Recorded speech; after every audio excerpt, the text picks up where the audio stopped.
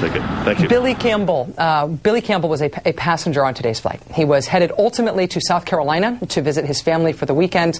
Billy Campbell joins us right now by phone. Mr. Campbell, I want to thank you so much for joining us tonight. And let me say right off the bat that we are all really, really glad that you are safe tonight. Thank you, Rachel. It's nice to be able to talk to you tonight. I understand that you were in the second to last seat on the plane, and that soon after takeoff there was a loud sound. Could you actually see that there was engine damage at that point? Yeah, I happened to be sitting on the window, and so I could see we heard a loud thud, and so sort of the lights went out a little bit, and the big shudder. I didn't think much of it other than we started to smell sort of a fire, and there were flames and a lot of sparks, but continuously flames coming out of the left-hand engine. At some point, this was not a very long flight, ultimately. At some point, very quickly, it must have become clear that the pilot was going to set down on the water. Can you tell me about that revelation for you, what that was like? Well, just a little bit of detail on it was we'd probably been in the air, you would probably know better than I, but it's maybe 5 minutes. And when this occurred, and the pilot within about 30 seconds started a very slow left-hand bank. And I think probably most of the passengers felt like he was heading back to LaGuardia. Since I was on the window and being able to look out to the left, I realized that LaGuardia was in my sight and we weren't getting any closer, and we were flying, quite frankly, parallel. He had then made his way over to the river, which obviously turned out to be an incredibly fortuitous and brilliant move on his part. So we were flying down the river. So I didn't really know at that time, being on the left-hand side, whether there was, I assumed he had power in the right engine. But we did slow dramatically after the first thud. And when he didn't, sort of give more power to the right engine after about 30 seconds, I assumed that he probably had some problems there. And we were then beginning to descend as we headed down the river. Did the flight attendants or the pilot or co-pilot themselves, did they make any sort of announcements? Did you have any information from the crew? I was so far in the back, in that, as you said, next to last row, that the only instructions that we got in the back were from the flight attendant, who did a wonderful job, and she immediately sort of said, someone did sort of stand up in the back, and she immediately had them sit right back down. And she walked us through and said, tighten your seatbelts, and she didn't know either, I think, at that moment. The pilot never came on to say anything, because obviously he was quite focused on what he was doing until we got much closer to hitting the water. Once you did hit the water, you were, again, in the very back of the plane. I understand that water rushed into the plane almost, was that almost immediately, and how deep did it get? It was immediate, and it was coming through. You know, things happen so rapidly that at that time you try to reflect on what you just sort of experienced and also saw. But water started to come through the windows, and the nose, he did such a good job, I think, of keeping that nose up. You know, the biggest concern I really had when we had impact, because we took a lot of the brunt in the far back, because he kept the nose up, was that we started to fishtail. And as we fishtailed, the right wing started to dip into the water, and I was worried that we were going to flip completely over or the plane was going to break up. I think he had obviously done such an amazing job in keeping it as smooth as possible that didn't occur. And so finally, when we did come to a stop, the water immediately started to rush in through the seams in the windows, but predominantly coming right out of the back.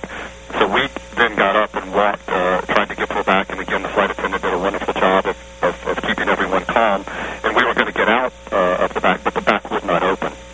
And so that's the first time that I really said, wow, this is pretty bad.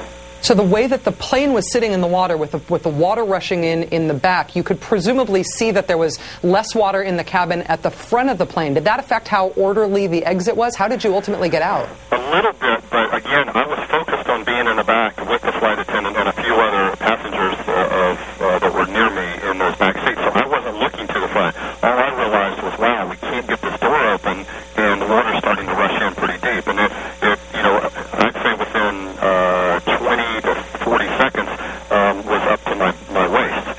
And so we then started to, the flight attendant then made a great call and said, turn around, you've got to get out on the wing.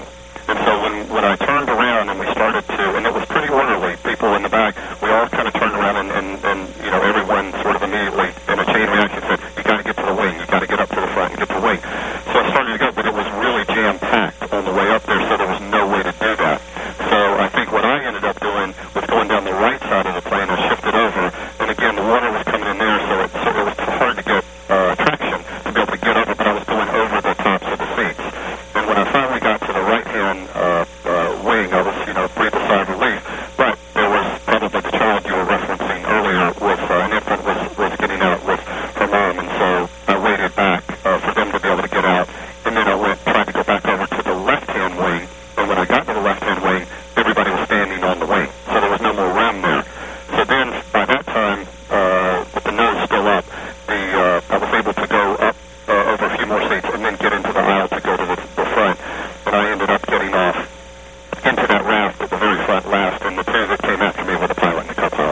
So when you actually got off the plane on that raft, you were with the pilot and the co-pilot. You were the very last people off the plane. Well, yes, and they, to their credit again, were extremely calm, sort of directing, and they then stayed on the plane at least for another 30 seconds, and I think from what they told me when they got in the raft, had gone up and down the aisles a couple of times to make sure everybody was off. And then they sort of, slid down into the raft, and we were all sort of there together. And it was really kind of an amazing moment when you do realize that you're okay.